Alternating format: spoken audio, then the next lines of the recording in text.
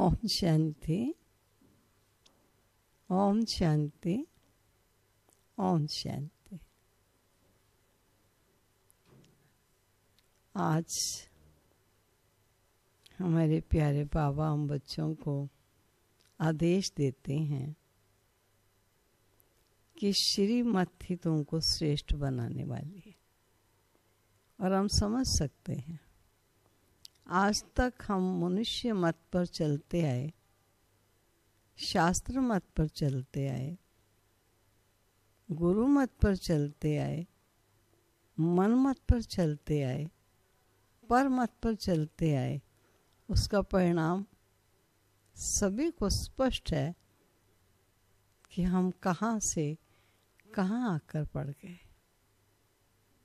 और जब ऐसी दशा हो जाती है, जब मनुष्य आत्माएं तमो प्रधान स्थिति को प्राप्त होती हैं, तब कौन मत दे जो उन्हें श्रेष्ठ पथ प्राप्त हो सके और श्रेष्ठ जीवन को पा सके। क्योंकि मानव मत, परमत, श्रीमत, गुरु परमत, शास्त्र मत, गुरु मत, ये सब मतें तो ले ली, लेकिन भगतों का मतों का परिणाम भी देख लिया। अब कौन सी मत चाहिए? तो दाता हम बच्चों को कितना सहज और सरल बात सुनाते हैं कि मीठे बच्चे, श्रीमती तुमको श्रेष्ठ बनाने वाली है। श्रेष्ठ बनेंगे ही श्री, क्योंकि नाम ये श्रीमत, श्रेष्ठ मत। तो श्रेष्ठ मत ही हमें श्रेष्ठ बनाने वाली है, इसलिए श्रीमत को भूलो मत। फिर कभी कभी हम मन मत, पर मत, किसी न किसी अन्य मत पर चल पड़ते हैं। और हमें मालूम है कि हर प्राणी में कोई ना कोई विकार या विकृति आ चुकी है। वो किसी न किसी विकृति के वशीभूत किसी भी समय हो सकता है। वो जो हमें मत देगा वो एक क्लियर, श्रेष्ठ, पवित्र मत नहीं हो सकती।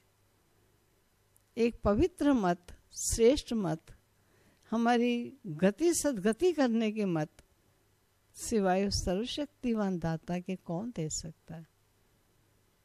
इसलिए बाबा कहते हैं, आज भी अगर किसी से मत मिलती है तो उस मत को ही टैली करो। श्रीमत क्या कहती है?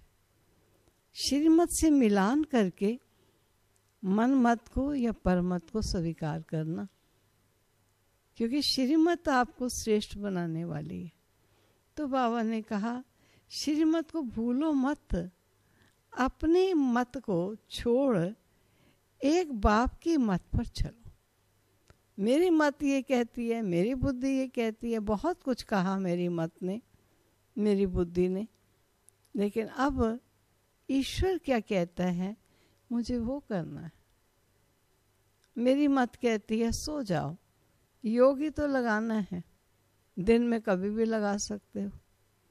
श्रीमत कहते हैं नहीं, अमृत वेला वरदानी वेला है, अमरनाथ बाबा के अमृत बांटने का वेला है। उस समय तुम मेरे से रूह रिहान करो, मेरी याद में रहो, मैं तुम्हें शक्ति ज़्यादा दूंगा। तुम किसको माने? श्रीमत को माने, मन मत को माने, या मनुष्य मत को माने? इसलिए आंख बंद करके भी हम श्रीमत को मानते हैं। अगर श्रीमत को मानने में कोई नुकसान होगा तो बाबा कहते हैं बाप जिम्मेवार बैठा है। ठीक है, तबीयत ठीक नहीं है तो बाबा ने हम बच्चों को कहा हुआ है, हार्ट करने की ज़रूरत नहीं है। जब ऐसी तबीयत है कि सुबह उठ नहीं सकते हो और रात को आपको नींद नहीं आई और सुबह नींद आई है, और नींद आनी बहुत आवश्यक है शरीर के स्वास्थ्य के लिए, आपको कोई बात नहीं, पीछे योग लगा लो। लेकिन वास्तव में देखा जाए तो ये हमारे हिसाब किताब है जो हमें चुकतू करने, और जो हिसाब किताब बने हुए दुख अशांति के, उन्हें समाप्त करने के लिए कहीं कहीं हमको श्रीमत को नहीं भी मानने का मजबूरी आती है। लेकिन सत्यता जीवन की है कि श्रीमत पर चलते हुए अपने जीवन को हम श्रेष्ठ बनाएं। ये सत्यता है। तो बाबा ने हमको आज सत्यता याद दिला दी कि एक बाप की मत पर चलो, अपनी मत को छोड़ दो। प्रश्न है, पुण्य आत्मा बनने की युक्ति क्या है? अब युक्तियां भी बाबा सिखाता है। पुण्य तो बहुत करते चले आए, धर्मशाला बना दी, किसी अपाहिज के रहने का स्थान बना दिया, किसी को कंबल दे दिया, किसी को रोटी दे दी, पुण्य का काम करते आए। राहगीर के थोड़ा ठहरे विश्राम का विश्राम गृह बन गया, कहीं पानी की छबील लगा दी, करते रहे। लेकिन अब बाबा कहते हैं पुण्य आत्मा बनने की युक्ति क्या है? बाबा ने कहा पुण्य आत्मा बनना है तो सच्ची दिल से, प्यार से एक बाबा को याद करो। ये पुण्य आत्मा बनने का सबसे प्रथम स्टेप है जो हमें मंजिल तक ले जाएगा। दूसरा, कर्म इंद्रियों से कोई भी विकर्म ना करो, सबको रास्ता बताओ और अपने दिल से पूछो ये पुण्य हम कितना करते। अपनी चेकिंग करो, ऐसा कोई कर्म ना हो जिसकी 100 गुना सजा खानी पड़े, क्योंकि वर्तमान संगम युग में कोई भी कमी, भूल, कमजोरी होगी तो 100 गुना दंड का भागी बन जाएंगे। श्रेष्ठता का अगर 100 गुना फल है तो कनिष्ठता जीवन में अगर आई तो 100 गुना दंड भी तो है। तो वो भी बाबा हम बच्चों को याद दिलाते हैं, कोई कर्म ना हो जिसकी 100 गुना सजा खानी पड़े। चेकिंग करने में पुण्य आत्मा बन जाएंगे। चेकिंग करते रहो और चेकिंग करते रहने से पुण्य आत्मा बन जाएंगे कि कोई हमसे पाप का कर्म ना हो जाए। ओम शांति। रूहानी बाप बैठ बच्चों को समझाते हैं। ये तो बच्चों को मालूम है कि अभी हम शिव बाबा की मत पर चल रहे हैं। उनकी है ऊंचे ते ऊंची मत। दुनिया ये नहीं जानती कि ऊंचे ते ऊंचा शिव बाबा कैसे बच्चों को श्रेष्ठ बनाने के लिए श्रेष्ठ मत देते। इस रावण राज्य में कोई भी मनुष्य मात्र मनुष्य को श्रेष्ठ मत दे नहीं सकते। तुम अभी ईश्वरीय मत वाले बनते हो। इस समय तुम बच्चों को पति से पावन बनने के लिए ईश्वरीय मत मिल रही है। अभी तुमको पता पड़ा है हम तो विश्व के मालिक थे। ये ब्रह्मा जो मालिक था उनको भी पता नहीं था विश्व के मालिक फिर एकदम पतित बन जाते हैं। ये खेल बहुत अच्छी रीति बुद्धि से समझने का है। राइट रॉन्ग क्या है, इसमें है बुद्धि की लड़ाई। सारी दुनिया रॉन्ग, एक बाप ही है राइट, सच बोलने वाला। वे तुमको सचखंड का मालिक बनाते हैं तो उनकी मत लेनी चाहिए। अपनी मत पर चलने से धोखा खाओगे, परंतु वह है गुप्त और है भी निराकार। बहुत बच्चे गफलत करते, समझते हैं ये तो दादा की मत है। मानो जब साकार में बाबा बच्चों को मत देते थे तो कई बच्चे इस धोखे में रह जाते थे कि ये शिव बाबा की मत है या साकार ब्रह्मा बाबा की मत है, और कह देते थे ये तो साकार की मत है। माया श्रेष्ठ मत लेने नहीं देती। श्री मत पर चलना चाहिए ना। बाबा आप जो कहेंगे वे हम मानेंगे जरूर, परंतु कई मानते नहीं हैं। नंबरवार पुरुषार्थ अनुसार मत पर चलते हैं। बाकी तो अपनी मत चलाते रहते हैं। बाबा आए हैं श्रेष्ठ मत देने, ऐसे बाप को घड़ी घड़ी भूल जाते। माया मत लेने नहीं देती। श्रीमत तो बहुत सहज है। दुनिया में कोई को ये समझ नहीं है कि हम तमो प्रधान हैं, मेरी मत तो मशहूर है। श्रीमत भगवत गीता दाता बता रहे हैं, मनुष्य मत से तुम कहाँ चले गए, तमो प्रधान बन गए। मेरी मत तो मशहूर है, श्रीमत भगवत गीता बनी हुई है उसकी। भगवान अभी कहते हैं मैं 5000 वर्ष के बाद आता हूँ और आकर भारत को श्रीमत से श्रेष्ठ श्रेष्ठ बनाता हूँ। बाप तो सावधान करते हैं, बच्चे श्रीमत पर नहीं चलते। बाबा रोज रोज समझाते रहते हैं, बच्चे श्रीमत पर चलना भूलो मत। इनकी तो बात ही नहीं, इनकी बात समझो। इनकी कोई बात नहीं, जो भी बाबा मत देते हैं उनकी बात समझो। वही इस द्वारा मत देते हैं, वही समझाते हैं। खान पान खाते नहीं, कहते मैं तो भोगता हूं। तुम बच्चों को श्रीमत देता हूं। नंबर 1 मत देते हैं, मुझे याद करो, कोई भी विकर्म नहीं करो। अपने दिल से पूछो कितना पाप किया है। ये तो जानते हो सबका पापों का घड़ा भरा हुआ है। इस समय सभी रॉन्ग रास्ते पर हैं। तुम्हें अभी बाप द्वारा राइट रास्ता मिला है। तुम्हारी बुद्धि में सारा ज्ञान है।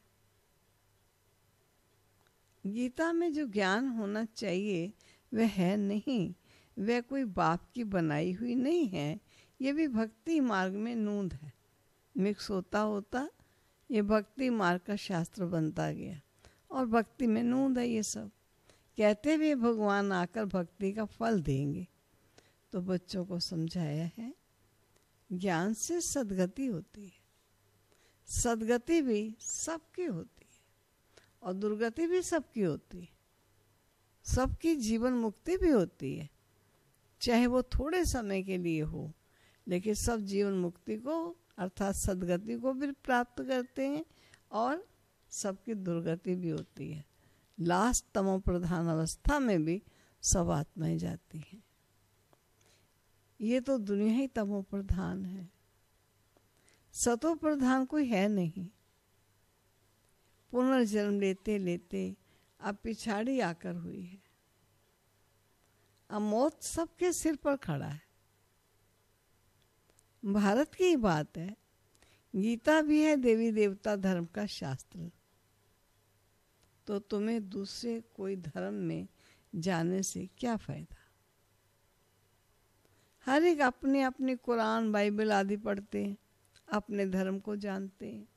एक भारतवासी ही अन्य सब धर्मों में चले गए और सब अपने अपने धर्म में पक्के हैं। हर एक धर्म वाले की शक्ल आदि अलग अलग है। शक्ल से भी पता चलता है। बाप स्मृति दिलाते हैं, बच्चे तुम अपने देवी देवता धर्म को भूल गए हो। तुम स्वर्ग के देवता थे। हम सो का अर्थ भारतवासियों को बाप ने सुनाया है। बाकी हम आत्मा सो परमात्मा नहीं, ये बातें तो भक्ति मार्ग के गुरु लोगों ने बनाई। गुरु भी करोड़ों होंगे। स्त्री को पति के लिए कहते हैं कि तुम्हारा गुरु ईश्वर है, जबकि पति ईश्वर है। फिर हे भगवान, हे राम क्यों कहते हो। मनुष्य की बुद्धि बिल्कुल ही पत्थर बुद्धि बन गई है। ये खुद भी कहते हैं, हम भी ऐसे ही थे। कहाँ वैकुंठ का मालिक श्री कृष्ण, कहाँ फिर उनको गांव का छोरा कह दिया। श्याम सुंदर कहते हैं, अर्थ थोड़ी समझते हैं। अभी बाप ने समझाया है, जो नंबर 1 सुंदर वही नंबर लास्ट तमो प्रधान श्याम बना है। तुम समझते हो, हम सुंदर थे, फिर श्याम बने हैं, 84 का चक्र लगाए।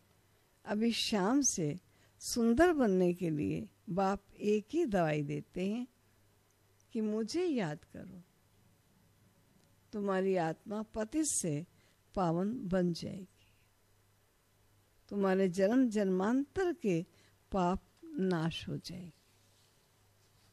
ये प्यारे बाबा हम बच्चों को संदेश देते हैं। तुम जानते हो, जब से रावण आया है तुम गिरते गिरते पापात्मा बने। ये है ही पापात्मा की दुनिया, एक भी सुंदर नहीं। बाप बगैर सुंदर कोई बना नहीं सकता। तुम आए हो स्वर्गवासी सुंदर बनने के लिए, अभी नरकवासी श्याम है, क्योंकि काम चिता पर चढ़ काले बने हैं। बाप कहते हैं, काम महाशत्रु है, इन पर जीत पाओगे तो जगत जीत बनोगे। और नंबर 1 है काम, उनको ही पतित कहा जाता है। क्रोधी को पतित नहीं कहेंगे, कामी को पतित कहेंगे। बुलाते भी हैं आकर पतित से पावन बनाओ, तो अब बाप आए हैं, कहते हैं ये अंतिम जन्म पावन बनो। जैसे रात के बाद दिन और दिन के बाद रात होती है, वैसे संगम युग के बाद फिर सतयुग आना है, चक्र फिरना है। बाकी और कोई आकाश में अथवा पाताल में दुनिया नहीं है। सृष्टि तो यही है। सतयुग, त्रेता, द्वापर, कलयुग यहाँ ही है। ये चारों युगों का चक्र यहीं चलता है। झाड़ भी एक ही है और कोई हो नहीं सकता। ये सब गपोड़े हैं जो कहते हैं अनेक दुनियाएं हैं। बाप कहते हैं ये सब भक्ति मार्ग की बातें हैं। अब बाप सत्य सुनाते हैं। अब अपने अंदर देखो, हम कहाँ तक श्रीमत पर चल सतो प्रधान अर्थात पुण्य आत्मा बन रहे हैं। ये अपने आप को चेक करना है। सतो प्रधान को पुण्य आत्मा और तमो प्रधान को पाप आत्मा कहा जाता है। विकारों में जाना पाप है। बाप कहते हैं आप पवित्र बनो, मेरे बने हो तो मेरी श्रीमत पर चलना है। मुख्य बात है कोई पाप नहीं करो। नंबर 1 पाप है विकारों में जाना। फिर और भी पाप बहुत होते हैं, चोरी चकारी ठगी आदि बहुत करते हैं। फिर बहुतों को गवर्नमेंट पकड़ती भी है। अब बाप बच्चों को कहते हैं तुम अपने दिल से पूछो, हम कोई पाप तो नहीं करते हैं। ऐसे मत समझो हमने चोरी की व रिश्वत खाई तो ये बाबा तो जाने जाननहार है, सब जानते हैं। नहीं, जाने जाननहार का अर्थ ये नहीं है। अच्छा, कोई ने चोरी की, बाप जानेंगे फिर क्या? जो चोरी की उसका दंड 100 गुना हो ही जाएगा, तो बाप के जानने से क्या हो जाएगा? बहुत बहुत सजा खाएंगे। पद भ्रष्ट हो जाएगा। बाप समझाते हैं ऐसा अगर काम करोगे तो दंड भोगना पड़ेगा। कोई ईश्वर का बच्चा बनकर फिर चोरी करता है, शिव बाबा जिससे इतना वर्षा मिलता है उनके भंडारे से चोरी करता है, ये तो बहुत बड़ा पाप है। कोई कोई में चोरी की आदत होती है, उनको जेल बर्ड कहा जाता है। यह ईश्वर का घर, सब कुछ ईश्वर का है ना। ईश्वर के घर में आते हैं बाप से वर्षा लेने, परंतु कोई कोई की आदत हो जाती, उनको सजा 100 गुना बन जाती। सजाएं भी बहुत मिलेंगी और फिर जन्म भाई जन्म डर्टी घर में जाए जन्म लेंगे तो अपना ही नुकसान किया ना। ऐसे बहुत हैं जो याद में बिल्कुल नहीं रहते और सुनते कुछ नहीं। बुद्धि में चोरी आदि के ख्यालात चलते रहते। ऐसे बहुत सत्संग में जाते हैं, चप्पल चोरी कर लेते हैं। उनका धंधा ये रहता है, जाओ कुछ ना कुछ चोरी करके ले आओ। या सत्संग होता है वहां जाकर चप्पल को चोरी करके आएंगे। दुनिया बिल्कुल डर्टी है, ये ईश्वर का घर है। चोरी की आदत बहुत खराब है। कहा जाता है ना, कक का चोर सो लक का चोर। अपने अंदर से पूछना चाहिए हम कितना पुण्यात्मा बने हैं और कितना बाबा को याद करते हैं, कितना हम सुदर्शन चक्रधारी बनते हैं, कितना समय ईश्वरीय सर्विस में रहते हैं, कितने पाप कटते जा रहे हैं। अपना पोता मिल रोज देखो, कितना पुण्य किया, कितना योग में रहा, कितनों को रास्ता बताया।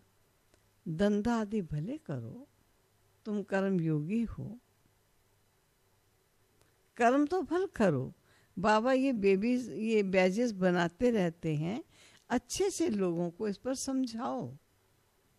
इस महाभारत लड़ाई द्वारा ही स्वर्ग के गेट्स खोल रहे हैं। कृष्ण के चित्र में नीचे लिखत बड़ी फर्स्ट क्लास है, परंतु बच्चे अभी इतना विशाल बुद्धि नहीं हुए। थोड़ा ही धन मिलता है तो नाचने लग पड़ते हैं। मानो थोड़ा कोई को समझाया, लगता हमने बहुत बड़ा काम कर लिया। कोई को जास्ती धन होता है तो समझते हमारे जैसा कोई है ही नहीं। जिन बच्चों को बाप की परवाह नहीं, उन्हें बाप जो इतना विनाशी ज्ञान रत्नों का खजाना देते हैं, उसकी भी कदर नहीं रहती है। बाबा एक बात कहेगा, वे दूसरी बात कर लेते हैं। परवाह ना होने के कारण बहुत पाप करते रहते हैं, श्रीमत पर चलते नहीं, फिर गिर पड़ते हैं। बाप कहेंगे ये भी ड्रामा इनके तकदीर में नहीं है। बाबा तो जानते हैं ना, बहुत पाप करते हैं। अगर निश्चय हो कि बाप हमको पढ़ाते हैं तो खुशी रहनी चाहिए। तुम जानते हो हम भविष्य नई दुनिया में प्रिंस प्रिंसेस बनेंगे, तो कितनी खुशी रहनी चाहिए। परंतु बच्चे तो अभी तक भी मुरझाते रहते हैं, वे अवस्था ठहरती नहीं है। बाबा ने समझाया है, विनाश के लिए रिहर्सल भी होगी, कैलेमिटीज भी होंगी, भारत को कमजोर करते जाएंगे। बाप खुद कहते हैं सब होना ही है, नहीं तो विनाश कैसे होगा। बर्फ की बरसात पड़ेगी, फिर खेती आदि क्या हाल होगा। लाखों मरते रहते हैं, वो बताते थोड़ी। तो बाप मुख्य बात समझाते हैं कि ऐसे अपने अंदर जांच करो कि मैं कितना बाबा को याद करता हूँ। बाबा आप तो बड़े मीठे हो, कमाल है आपकी। आपका फरमान है मुझे याद करो, तो 21 जन्मों के लिए कभी रोगी नहीं बनेंगे। अपने को आत्मा समझ, बाबा को याद करो, तो मैं गारंटी करता हूं सन्मुख बाप तुमको कहते हैं, तुम फिर औरों को सुनाते हो। बाप कहते हैं मुझ बाबा को याद करो, बहुत प्यार करो, तुमको कितना सहज रास्ता बताता हूं। पति से पावन होने का रास्ता अति सहज बताता हूं। कोई कहते हैं हम तो बहुत पाप आत्मा है। अच्छा, फिर ऐसे पाप नहीं करो, मुझे याद करते रहो, तो जन्म जन्मांतर के जो पाप हैं वह इस याद से भस्म होते जाएंगे। याद की ही मुख्य बात है। इनको कहा जाता है सहज याद। योग अक्षर भी निकाल दो। सन्यासियों के हठ योग तो किस्म किस्म के हैं, अनेक प्रकार के सिखाते हैं। इस बाबा ने गुरु बहुत किए हुए। अभी बेहद का बाप कहते, इन सब को छोड़ो, इन सब का भी मुझे उद्धार करना है, और कोई की ताकत नहीं जो ऐसे कह सके। ये बाप ने कहा है। मैं इन साधुओं का भी उद्धार करता हूं, फिर ये गुरु कैसे बन सकते हैं। तो मूल एक बात बाप समझाते हैं कि अपने दिल से पूछो, हम कोई पाप तो नहीं करते हैं, किसको दुख तो नहीं देते हैं, इसमें कोई तकलीफ नहीं। अंदर जांच करनी चाहिए, सारे दिन में कितना पाप किया और कितना याद किया। याद से पाप भस्म होंगे। कोशिश करनी चाहिए, ये बहुत मेहनत का काम है। ज्ञान देने वाला एक ही बाप है, और बाबा ही मुक्ति, जीवन मुक्ति का रास्ता बताते। अच्छा, मीठे मीठे सिकिलदे बच्चों प्रति माता पिता बाप दादा का याद प्यार और गुड मॉर्निंग। रूहानी बाप की रूहानी बच्चों को नमस्ते। रूहानी बच्चों की रूहानी बाप को नमस्ते। धारणा के लिए मुख्य सार। बाप जो अविनाशी ज्ञान रत्नों का खजाना देते हैं, उसका कदर करना है। बेपरवाह भन पाप कर्म नहीं करने। अगर निश्चय है भगवान हमको पढ़ाते हैं, तो अपार खुशी में रहना है।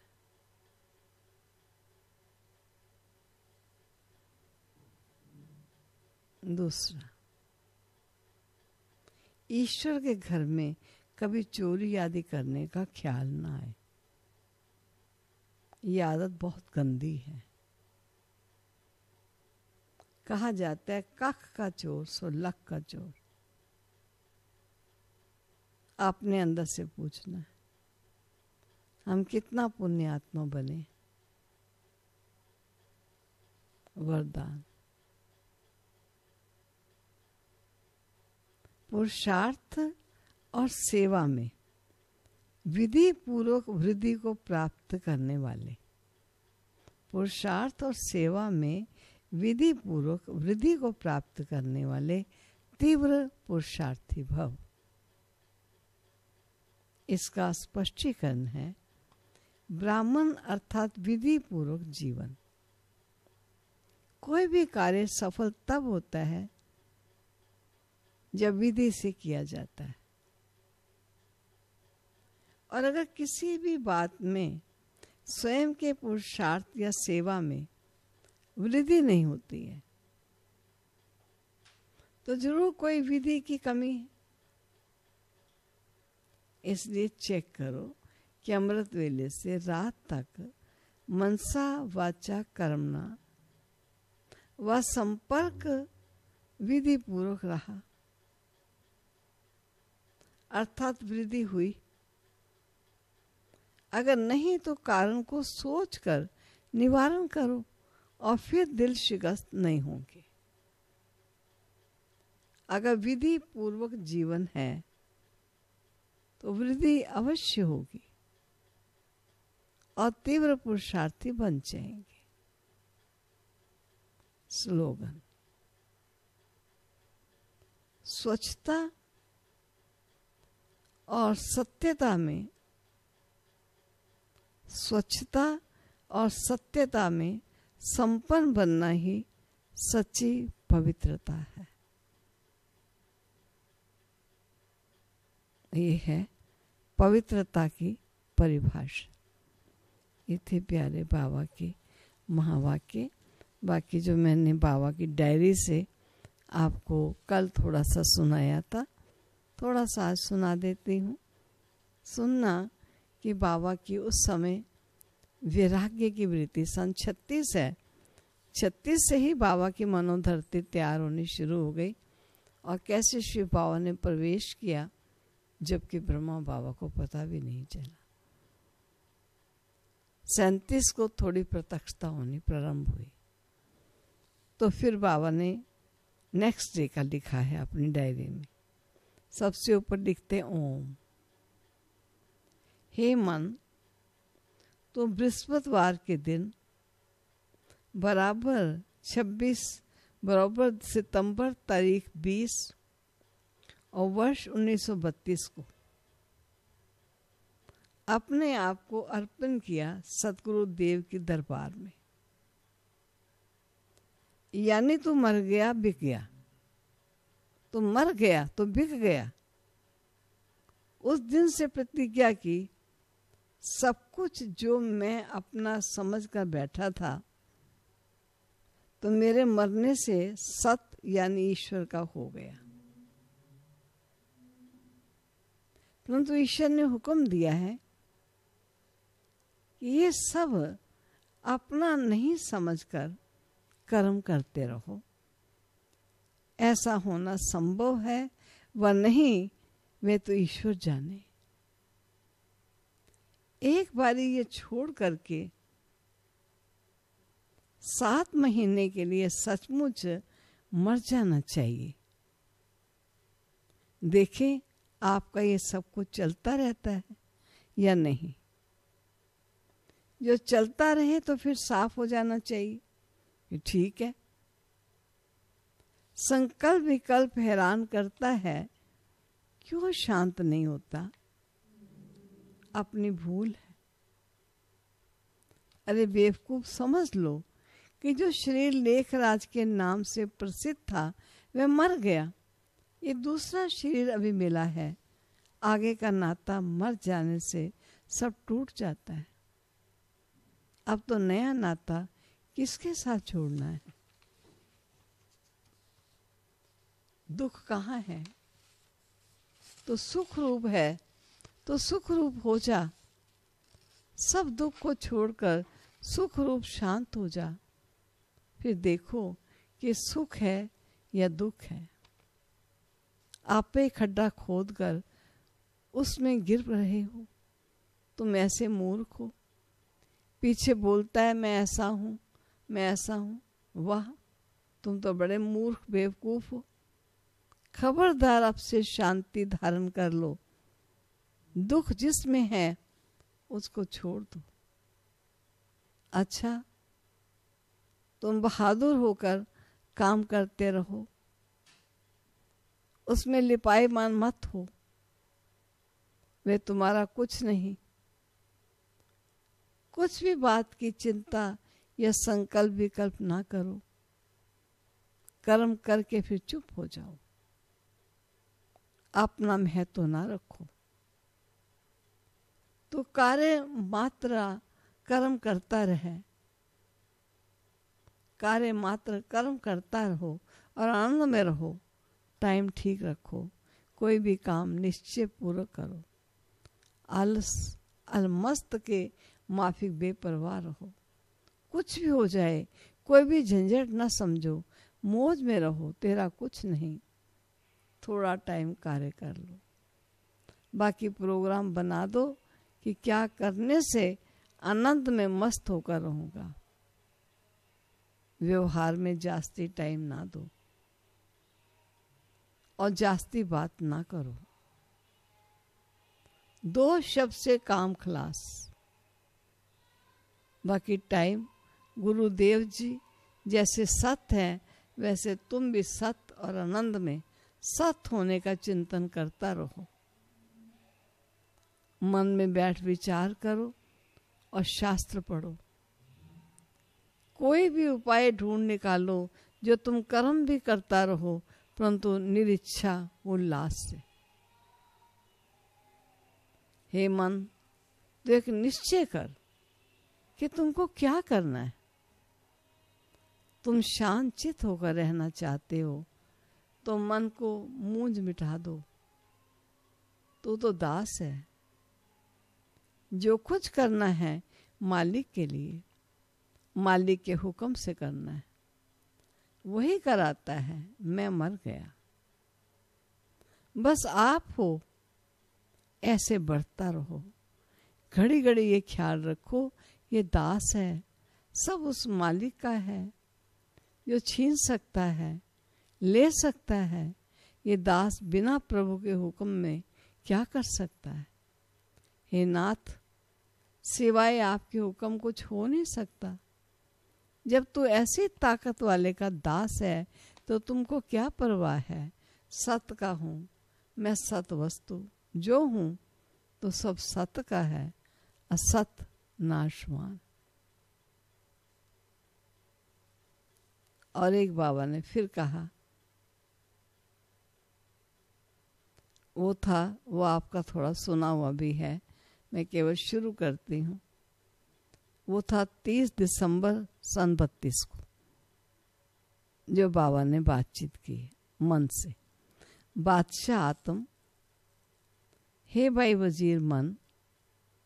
बादशाह आत्म पूछता है, हे भाई वजीर मन, मुझे तुमसे प्राइवेट कॉन्फ्रेंस करनी है। टाइम सुबह सवेरे का ठीक होगा। वजीर मन, साईं मैं हाजिर हूं, परंतु मैं कुछ दाल में काला देखता हूं। कुछ समय से आपके रहन सहन में कुछ फर्क हो गया है। आप मेरे ऊपर दबाव डालने की कोशिश करते रहते हो। खैर मैं हाजिर हूं। बादशाह आत्मा, ठीक है, कल सुबह को जो होगा सो विचार करेंगे। फिर कल सुबह की फिर मीटिंग 31 तारीख को, 30 की पहले चली, फिर 31 तारीख की फिर मीटिंग चलती। अच्छा वो फिर सुना दो, ठीक है। ओम शांति।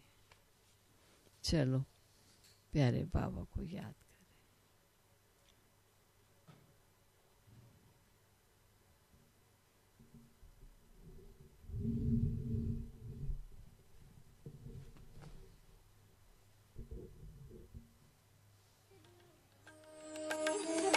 प्रभु तेरे वतन का अनुभव जो कर लेता एक बार, प्रभु तेरे वतन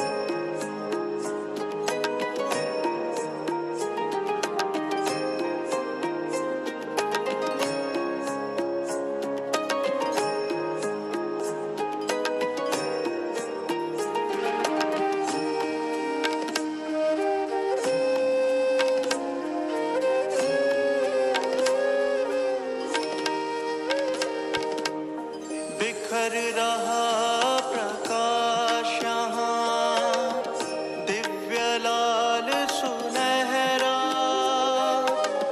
बंधन मुक्त अवस्था का यहाँ हो रहा अनुभव गहरा। बिखर रहा प्रकाश यहाँ, दिव्य लाल सुनहरा, बंधन मुक्त अवस्था का यहाँ हो रहा अनुभव गहरा। समा के तेरी किरणों में मिल रहा आनंद अपार। प्रभु तेरे वतन का अनुभव जो कर लेता एक बार। प्रभु तेरे वतन का अनुभव जो कर लेता एक बार।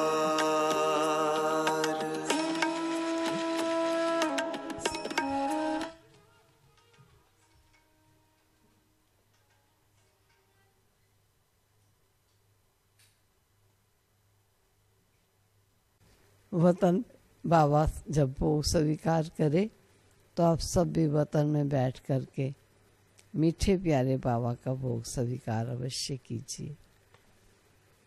ये है बहुत समय की प्रैक्टिस जिसका फल सूक्ष्म वतन में देखो जरा आज क्या भोग आया।